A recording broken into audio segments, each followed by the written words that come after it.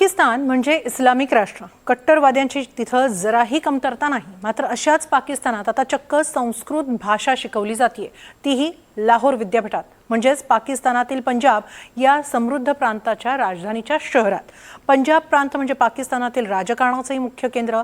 अशा पंजाबच्या लाहोर विद्यापीठात संस्कृत भाषा शिकवण्याची जबाबदारी काही शिक्षकांनी उचलली आहे. त्यांच्या या प्रयत्नांना कसा प्रतिसाद मिळतोय, किती विद्यार्थी संस्कृत शिकतात आणि मुळात पाकिस्तानात संस्कृत का शिकवली जाते, पाहूया एक रिपोर्ट.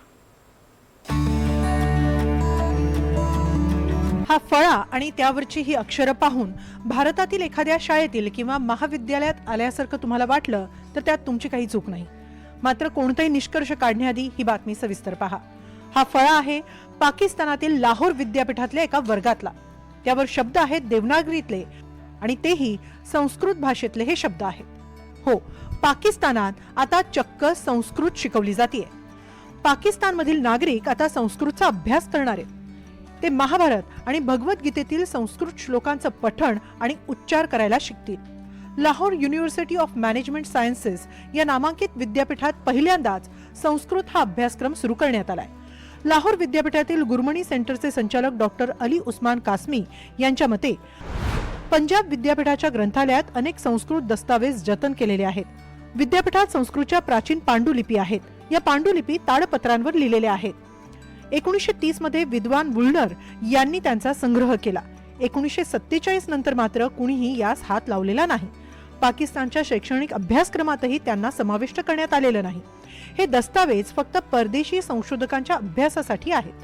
मात्र आता ते लाहोर विद्यापीठात आणले जातील. तिथं स्थानिक संस्कृत विद्वान विद्यार्थ्यांना संस्कृत भाषेतून शिकवतील. पाकिस्तानी प्राध्यापक शाहिद रशीद यांनी या उपक्रमात महत्त्वाची भूमिका बजावली आहे. ते स्वतः माजी संस्कृत विद्यार्थी आहेत. महान संस्कृत व्याकरणकार पाणिनी यांचं गाव लाहोरमध्ये होतं. सिंधू संस्कृती आणि हडप्पा काळातील संस्कृत ग्रंथ देखील तिथं रचले गेले होते. म्हणूनच लाहोर विद्यापीठात संस्कृत अभ्यासक्रम सुरू करण्यासाठी शिक्षण विभागाकडे प्रस्ताव पाठवण्यात आला आणि तो मान्य करण्यात आला. तत्वज्ञान, साहित्य आणि आध्यात्मिक परंपरांना आकार देणारी संस्कृत भाषा पाकिस्तानातील अभ्यासक्रमाचा भाग बनावा असा उद्देश आहे.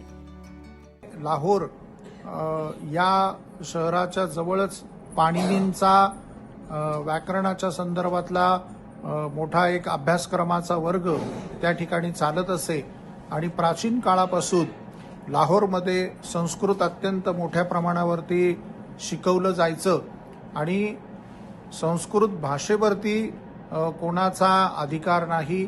संस्कृत भाषा ही सगळ्यांना शिकता आली पाहिजे असा व्यापक उद्देश या विद्यापीठाने ठेवून एक आगळावेगळा उपक्रम त्या ठिकाणी सुरू करण्यात आलेला आहे. या उपक्रमाचा आम्ही संस्कृत प्रेमी म्हणून त्याचप्रमाणे सर्व संत महात्मे यांच्या वतीने देखील आम्ही या उपक्रमाचं अभिनंदन करीत आहोत.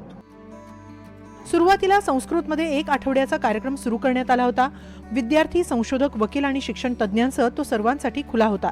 आता विद्यार्थ्यांमध्ये रस वाढल्यानं विद्यापीठाचा नियमित अभ्यासक्रम म्हणून तो सुरू करण्यात येईल. 2027 पर्यंत संस्कृत हा 1 वर्षाचा अभ्यासक्रम करण्याची योजना आहे. महाभारत आणि भगवद्गीतेवर स्वतंत्र अभ्यासक्रम सुरू करण्याची योजना देखील आहे. संस्कृत भाषा ही भारताची प्राचीन भाषा आहे. मात्र त्याच्या उगमाबाबत अनेक दावे केले जातात. संस्कृतचा उगम प्राचीन इंडो आर्यन भाषेतून झाल्याचा दावा आहे. इसवी सन पूर्व 1700 आणि 1200 या काळात वैदिक संस्कृत म्हणून उदयास आली.